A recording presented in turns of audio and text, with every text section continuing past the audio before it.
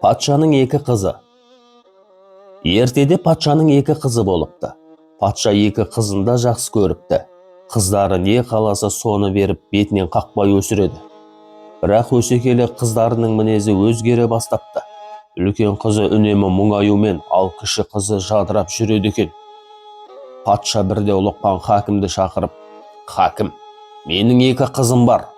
Кіші қызым үнемі жадырап жүреді, ал үлкен қызым күлмейді, дертін ешкім білмейді» деді.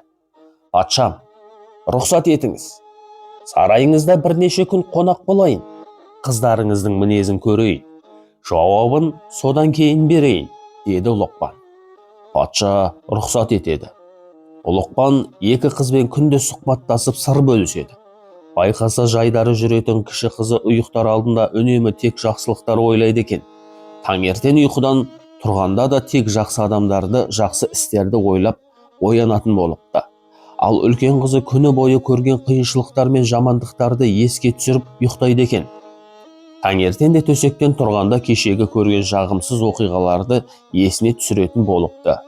Ұлықпан патшаға келіп: «Патшам, өмір айна сияқты. Адам айнадан өзін қалай көргісі келсе, айна оны солай көрсетеді.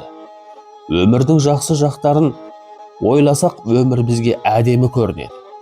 Сіздің үлкен қызыңыз өмірінің тек жаман жақтарын ойлап жүреді. Сондықтан оның ойын да жамандық билеп, ашу ызаға тез бой алдырады. Қабағы ашылмайды. Одан былай ол жатар кезінде тек жақсы ой ойласын. Таңертең тұрғанда да жақсы тілекпен, жақсы ниетпен оянсын. Сонда көңілдің кірі тез кетеді» депті. Содан бастап үлкен қызы тек жақсылықтар ойлап жүретін болыпты.